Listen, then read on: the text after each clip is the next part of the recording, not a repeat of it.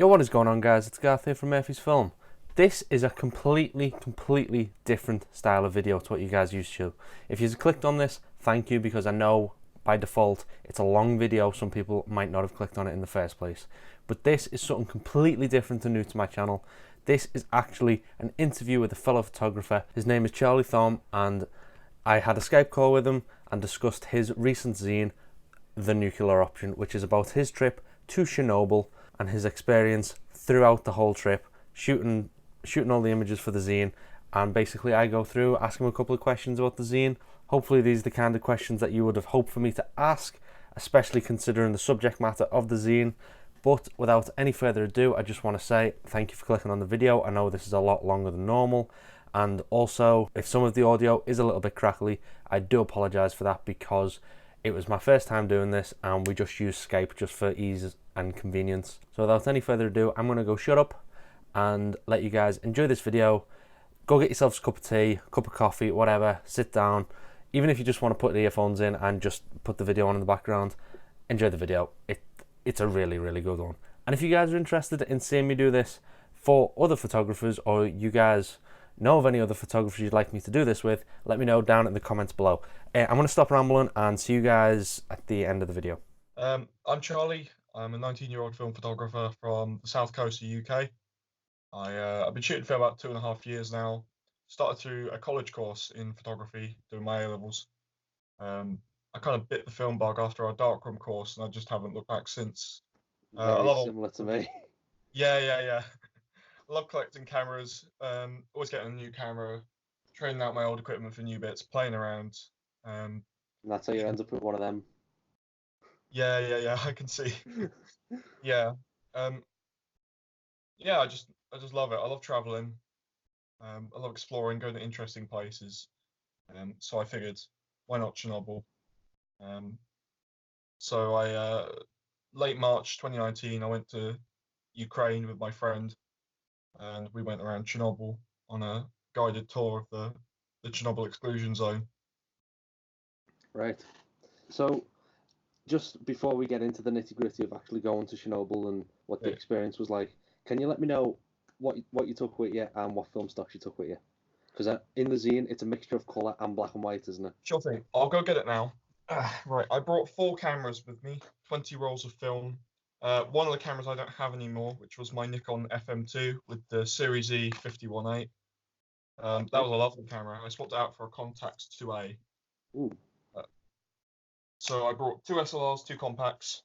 My second SLR was this Canon EOS 500N. It's my first ever SLR. It's never let me down. It's EF mount, so you can pop all your new lenses on it. Yeah, that's the advantage of them. Yeah, I mean, it's got automatic advance, automatic rewind, autofocus. You got It takes the stress out a little bit, doesn't it? Yeah, it does, doesn't it? Yeah. So you got manual AVTV, and with that, I generally just carried a wide angle, my 24mm Sigma Super Wide 2. That was a really good piece of kit. I got quite a good few shots on that. So all the wide angles are on this. Yep. I carried my Rolly B35. Oh, they're lovely little cameras then. Oh yeah, world's smallest camera as of 1966. The removable back. It's got a little bit of fungus in the lens, but you know, it works a treat. It's a little mechanical gem. Yeah. That works great. So I just had that in one pocket. And in my other pocket, I carried my slightly battered Canon Sure Shot Sleek. I won this in a giveaway from Hamish Gill at 35mmc. Oh yeah. Yeah. So that was a while ago. The front panel's kind of come off. I don't know why, but you know, I just kind of looked at it one day and it just disappeared. But it's one of them. If it works, isn't it? Yeah, exactly. Yeah, it's something you can just carry around as a point and shoot. There was no stress. I don't necessarily use it loads, but it's good to have as a backup in case you're out of film on one camera. And yeah, it's always good to carry a little point and shoot. Yeah, isn't it? Yeah. So 4 cameras, a few lenses, few film stocks. The film stocks I carried was a massive mix, because generally when I go out and shoot, I want to shoot something that I've not done before. When I go to Chernobyl, I wanted to bring fresh film stocks I never shot before in my life. So when I went to Ukraine, I brought ADOX Silvermax 100. That's a really nice film. Yeah, I love the grain on it is just fantastic. I just love how it's quite smooth and like just in the background, but you can notice it. It's just beautiful. It's grain. very distinct, isn't it? But it's really, really nice. Yeah, yeah. It's slightly like Tri-X, but doesn't have that same like harshness to it. Yeah. Yeah. My favorite one was probably Rolly infrared. Really? Yeah. I brought infrared film with me. I was kind of worried about that one because I was worried loading it, what I needed to do. It turns out it's not actually a true infrared film because with real infrared films, you have to load it in complete darkness because the felt lining on the cassette is permeable by infrared light, and so is plastic. So you can only use Rolly infrared in a metal camera, but the cassette and the film is such that it actually counts as a super orthochromatic film. I think that's what it's called. Yeah. So that means that it's kind of like SFX and infrared SFX in the way that the reds extend all the way into the spectrum and partially into the infrared spectrum, but it's not entirely such that you have to load it in complete darkness. So it's a bit more versatile than the Ilford stuff. Yeah, it's exactly, yeah. And if I used an infrared filter on it, I would have had to bring a tripod because it stops it down massively. It's a 400 speed film in its own, so I figured I'd bring my taking Hoya. a tripod to Chernobyl doesn't exactly seem like the best idea. Well, one thing about Chernobyl is you can't put anything on the ground at all, because it could have contaminated soil on it. It says makes sense. Yeah, I mean that we were told that if we put any photo equipment on the ground, it would have to be decontaminated, and if they couldn't decontaminate it, then it would have to be confiscated by authorities because it's a radioactive element. Really get that infrared effect while still having the speed, because I shot that at like 150 maybe. Yeah. So I got the speed. I could open it wide open and still get reasonable shutter speeds. I could use it indoors even if I wanted to.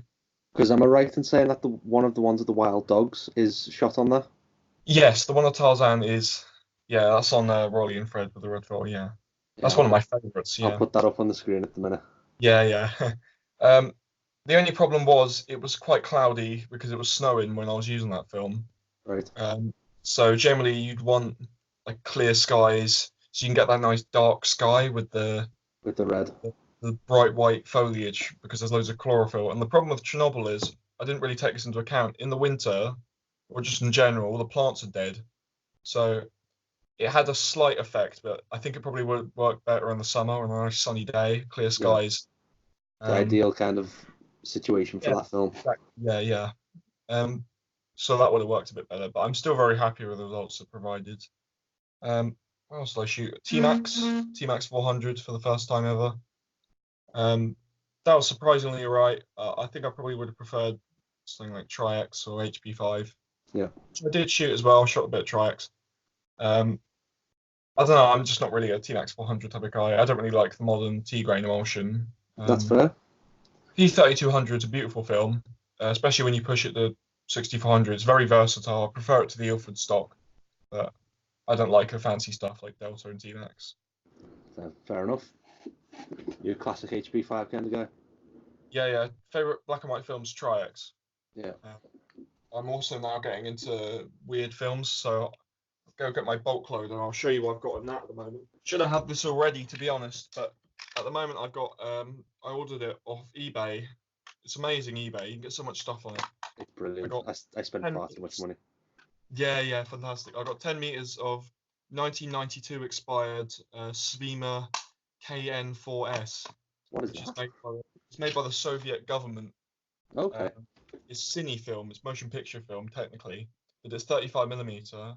Has a GOST rating of 500, which is Soviet ISO. Expired 1992. I have no idea what to expect from this. Expect a lot of grain. I'll probably develop it in Rodinol.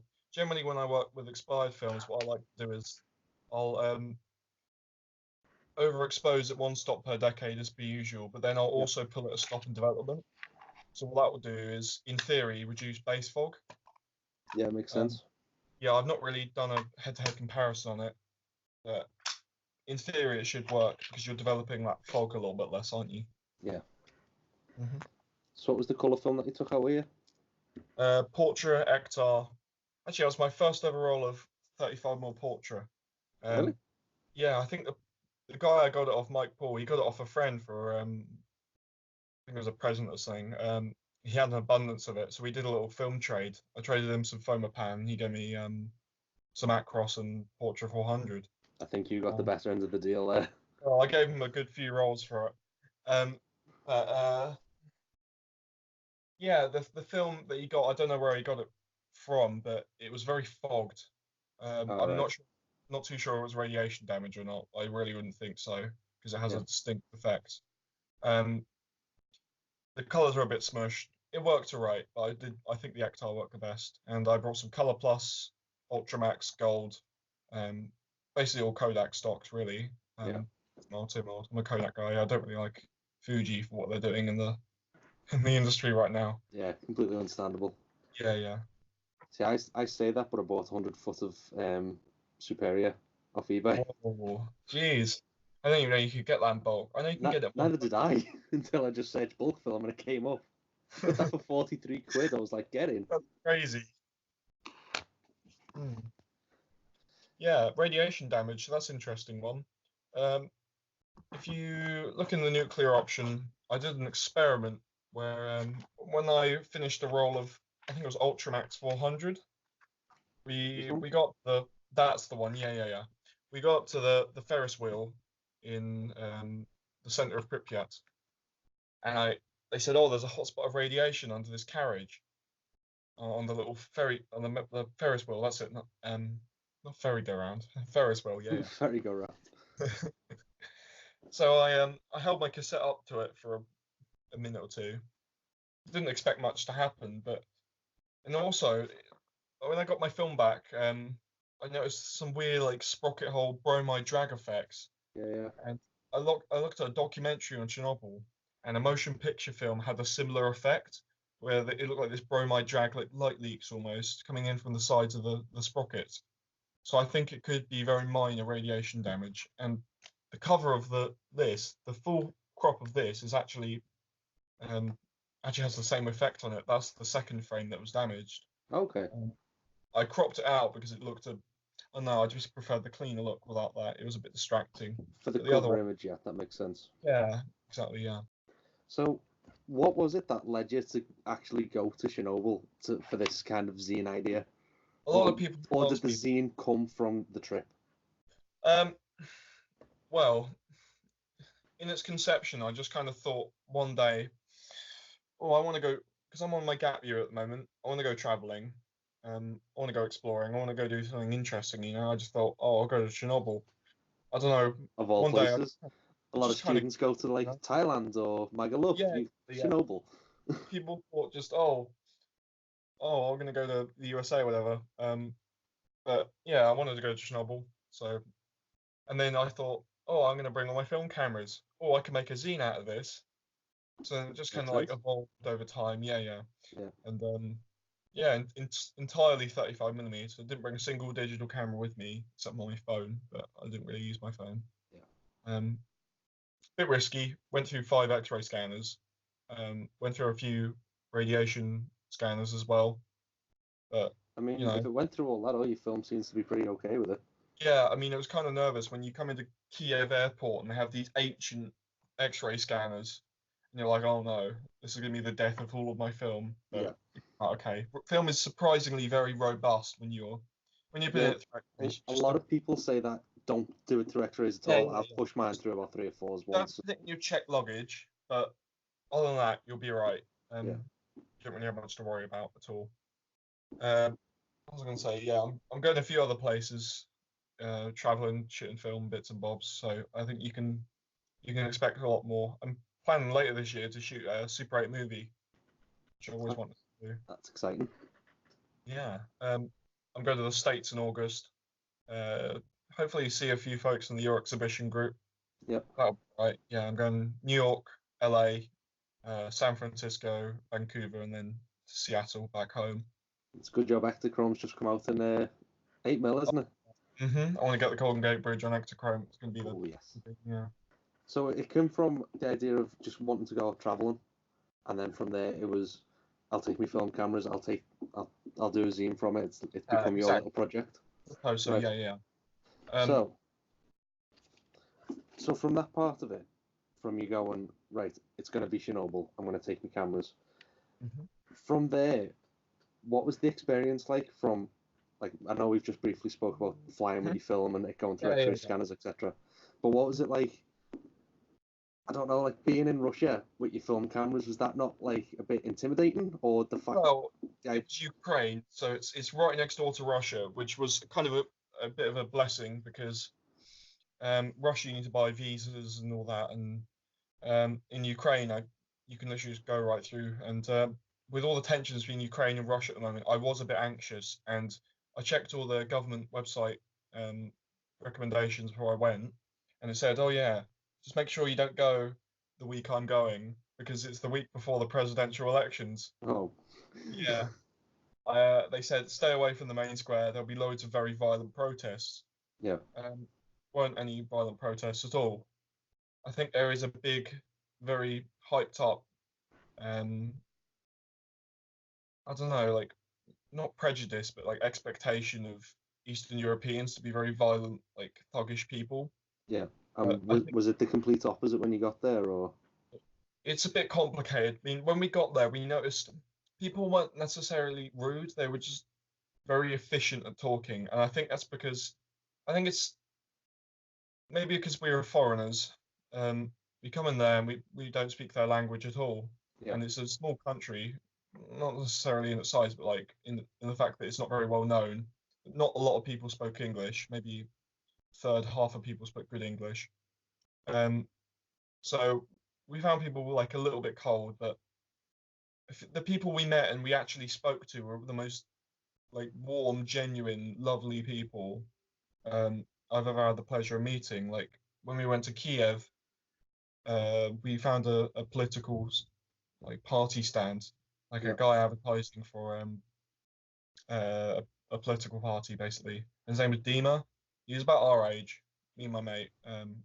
I'm 19, so it's good to see people like active in politics at that age. yeah, And he was asking about my mate's camera because my mate's a professional photographer, videographer, does it as a business. Because Dima wanted to start up his own photography thing. He wanted to start up in photography. He wanted to do a hobby, and we had a massive chat about it. He wanted to know what sort of cameras he wanted, stuff like that, and he asked all about, oh, how long have you been shooting on cameras? Oh, and then he asked about all my old cameras. He was just like a really lovely guy. down to earth, genuine kind of, just a Exactly, nice yeah. bloke to have a chat to. Because they're not necessarily the country's kind of been through a lot of shit, really. Yeah, So you'd expect them to be like very like have the backup kind of yeah, like attitude. very genuine people, I guess. But generally, when I was walking around, we found that you could basically just do any transaction, like be it a metro token or going shopping. You can do everything without saying a single word.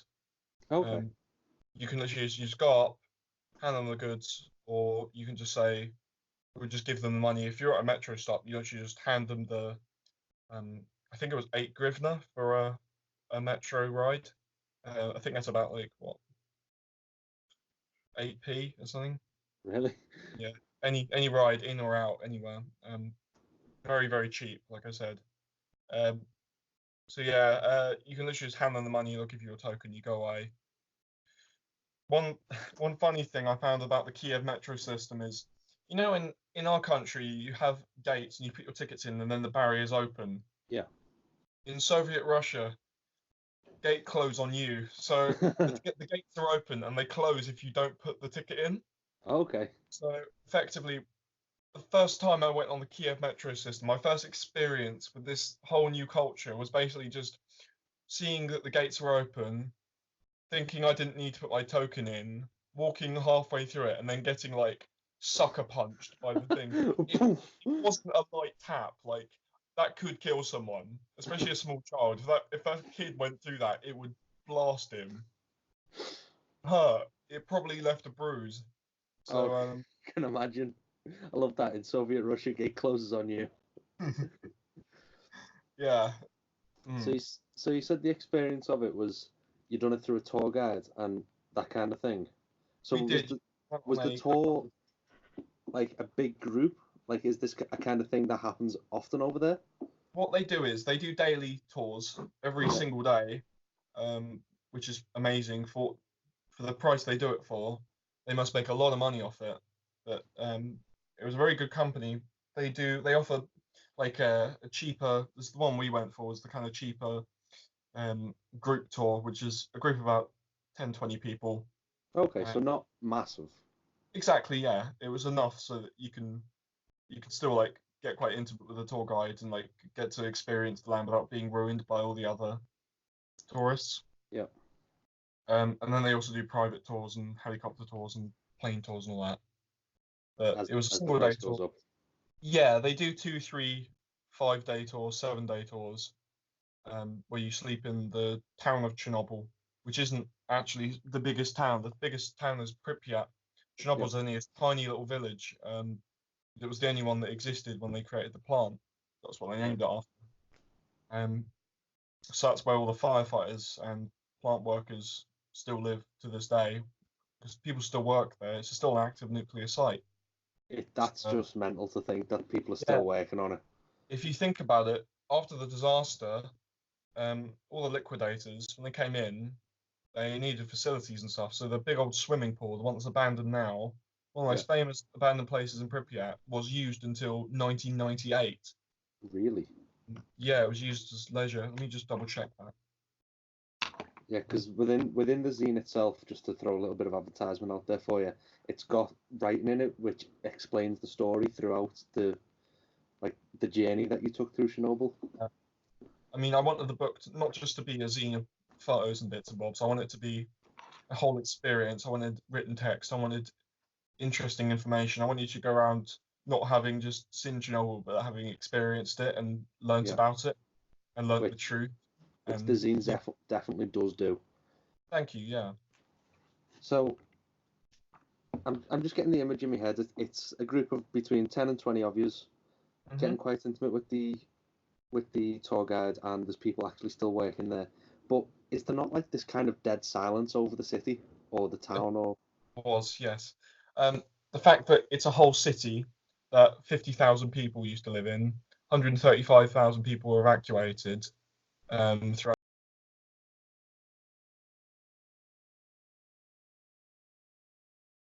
miles away. Nobody lives there. There's no habitation there. It was absolutely, completely dead silent.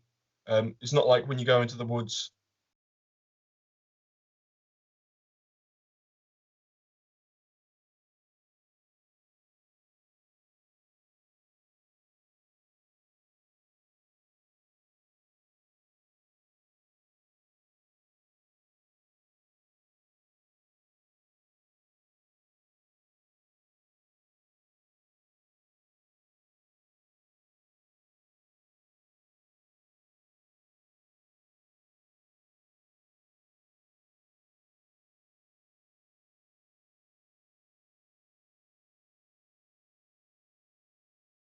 For all it's worth, like one day nature will overtake humanity, won't it? yeah, And like if you've ever played The Last of Us. Yeah, yeah, I guess so. Yeah, it was that sort of thing. So, nice little segue there. What you're saying that nature is gonna has rebuilt itself up from what happened. What was the experience like with the wild dogs? I know we spoke about them earlier. Oh yeah, that. Like, I can Wild imagine dogs. that to be like quite scary if a wild dog came up to you.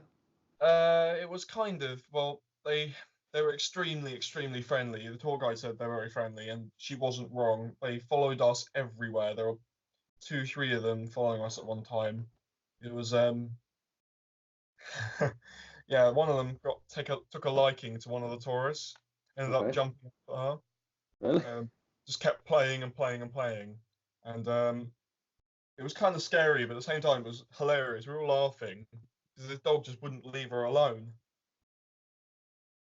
That's incredible. The fact that all that the disaster that happened from it, and there's still these loving animals that are just happy to see human by the sounds of it. Yeah, I think that's because they're fed. The tour guides and plant workers and that just feed them all their food. So I suppose they're just relying on people to That is true. Ironically, wild dogs are relying on people in the middle of Chernobyl to feed them. Yeah. Hmm. Well, I can imagine that. I suppose the people who still work there would have a bit to do with them as well. Yeah, yeah, I would assume so. Yeah. They're kind of like pets. It's like having Yeah. like a I don't know. It's like having a bird in your garden that comes to your garden every day and you feed it or something. I guess it's something like that. I suppose it's just a pre like conception of wild dogs. They're going to be aggressive kind of thing, but Feral, wouldn't they? But no, not the case. No, not at all. so another part that we touched on earlier, but within the zine itself, you mentioned about the cafe being really like sterile, and you've got to go through a like hazmat and all that kind of stuff. Hmm. So could you elaborate on that for us a little bit? Yeah, sure. We went for lunch at the Chernobyl nuclear power plant canteen. Within the power plant itself? It wasn't in the power plant, unfortunately. I thought it would be, but no, it was about, I don't know, like half a K away from the power plant, kilometer Okay. away from the power plant. It was in view of it, Yeah. but it was like a 90s decorated canteen. We came in, it's where all the plant workers eat and stuff. It has to be a sterile environment, so it's very Of tight. course. You go in, you get a full body radiation search, go upstairs, and then it's just like a normal cafeteria, really. You go up to the food counter, you get your food, and you go sit down and eat.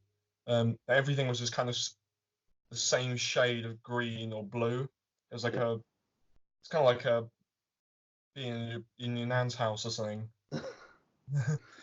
But yeah, the food was fantastic, very very good. They know how to make proper food there for sure. But I think it was designed kind of like military style, where it's designed to be filling and keep going all day. Yeah, to keep the power plant workers working constantly. Yeah. Very good value. Very good. I think it was $5 for the whole meal thing. $5 US. That's about £4. Yeah, it's not bad. Yeah. Right. To be honest with you, that's the majority of the questions that I've got for you, written down anyway. But what would your advice or maybe pretenses be about anyone who wants to take a trip to Chernobyl themselves, and maybe some information if anyone want to pick up your zine? Yeah, sure. Well, if you're going to Chernobyl, I'd search around, find a good company, get the best deal. Be prepared. It's very, very cold. When I went there, it was snowing. So, in March. so was it? You was just saying it was March, wasn't it? I was about to say, when did you actually Late take the March. trip? Yeah. Just got the tail end of the Ukrainian winter, and it wasn't fun. So I wouldn't go in the winter. Yeah. Unless you're very well prepared and hardened for that sort of thing.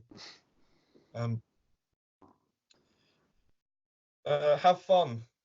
Have fun. Don't let the fact that you're going to Chernobyl put you off. It's a fantastic experience. It really is. Don't let it put you off. If you're thinking of going and you're worried about radiation or getting poisoned or whatever, it's completely safe. The amount of radiation I got through that entire day was 0.003 microsieverts of radiation, which is about the same amount of radiation as you get in a long haul flight. We got more radiation on the flight there.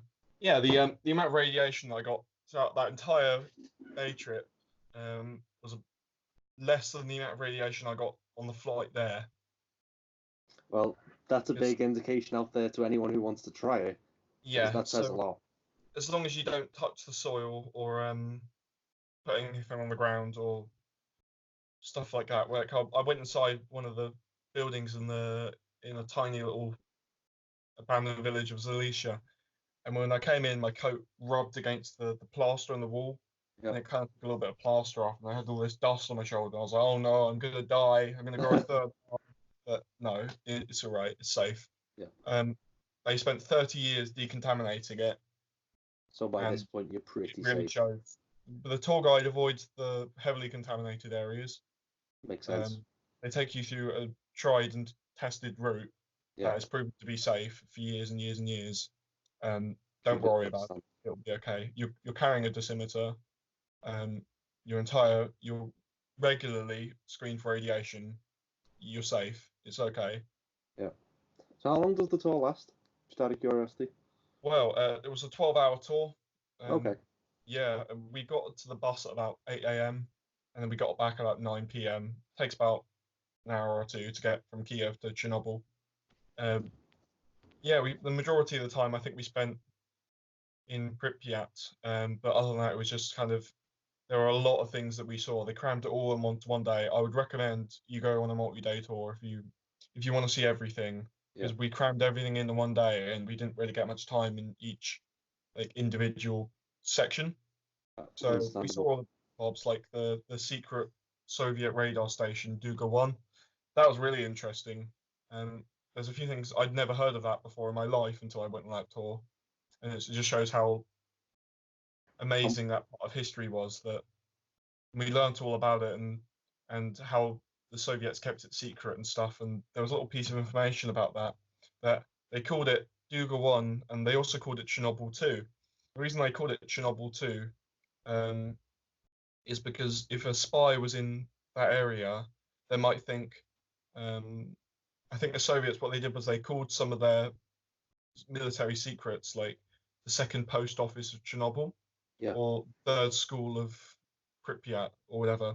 And so the spies will go in, they'll go around asking, "Oh, excuse me, where is the third school in Pripyat, or where's the second post office?" And then because that doesn't exist, those citizens then turn them into the KGB. Yeah. Which is a very interesting fact. I'm not sure if I got that entirely correct. Someone might be able to correct me on that, but I think it's that sort of premise. So, I've got to admit, I thought it was, from looking at the zine, it looks like he was there for a couple of days. I didn't realise that it was like all done in one day. I tried my very best. I was very snap happy there. I can imagine. I can imagine it's very. Everything. I shot 16 rolls of film in total when I was in Ukraine, but on that day I shot about 11 rolls of film. And one guy afterwards, as a tour, bumped into him and he said, "I've never seen someone with so many cameras. What do they all do?" So I had to explain to him. It's all film. Next time I'd just bring a camera and a zoom lens. Yeah. So no like one camera, one lens setup for it. Well, not for me, no. Not for you. That would be boring. Yeah, fair enough. That's understandable. So, if anyone is interested from watching this interview, if they're interested in picking up your zine or anything like that, how can they get in touch? Because I know you're already on your second print run. Yes. The second print run's sold out. Again? I didn't expect it to, but I made the first batch and that sold out, and I made pre-orders for a second batch, and that's also sold out. So I think I'm probably going to be holding fire for printed copies at the moment. There doesn't seem to be much demand for it. Right. However, I'm now focusing on digital copies. You can purchase a PDF form of the zine if you'd like a copy. It's a much cheaper rate than the printed copy. I think it's about half price. Yeah. So that's available on my Etsy. I'm sure there'll be a link in the description of the bio for that. There will be, yep. It's also available via the link in my Instagram bio for those who follow me there. So anyone wondering, I will put the link to the Etsy shop and your Instagram down below in the description. Thank you very much. Yeah. Thank you very much for everyone who supported me. I really didn't expect it to take off like it did. I made a small zine last year, and that was sold alright. It was called Latent Image. It was a bog standard zine, just pictures I'd taken. It wasn't really serious. It was just like a frontier, I guess, like just a first step in printing things. And I've learned all of the things from that, and I've improved it. And this thing, like in the physical copy, I added the card cover. I got it square backed, so it feels like a really finished product. You know, it does. Incredibly proud of it. Yeah. I think because the zine that I've done was my first zine. I think you learn a lot from just the process of sending it off, getting test prints and stuff like that. And then your second one usually does turn out to be your better. Yeah, exactly. Yeah, it's not necessarily just the creation of it. It's also the whole logistical, getting it sent out, getting money off it, and payments and shipping, and it's a bit of a lot of it's covering cost. Well, when I went out to send my first batch, I think it was like 30 copies I had to ship. So I rock up at my tiny little village post office with 30 zines. I had to do it in multiple runs because people were behind me in the queue, and I felt so bad, you know. Like, you want to go in front of me? I've got quite a lot, so I'd round off that and then go back to the back of the queue and then have to do it again. So it's been lovely chatting with you. I'm sorry I didn't have more questions for you. Thanks a lot. It's been really, really good to speak to you and a nice little insight on the zine. Once again, it's available for a PDF copy and potentially a third run if you get enough interest down in the links below. It's been Garth here from Murphy's Film, and it's been Charlie. Thank you, Garth. Peace out. So I thought that went really, really well with Charlie. Like I said at the beginning, I'm sorry about the crackling audio. Skype, first time trying it. I wasn't quite sure what to go with, and Skype just seemed the easiest. But as I say, if you guys enjoyed this, let me know down in the comments below. Don't forget to give Charlie a follow and a like and all that other good stuff. And his link to his Etsy shop, as discussed in the video, is down in the description if you feel like picking it up, because the zine is really, really good. Do me a favour and do him a favour, go and pick it up, because it's absolutely brilliant. It's been Garth here from Murphy's Film. Peace out.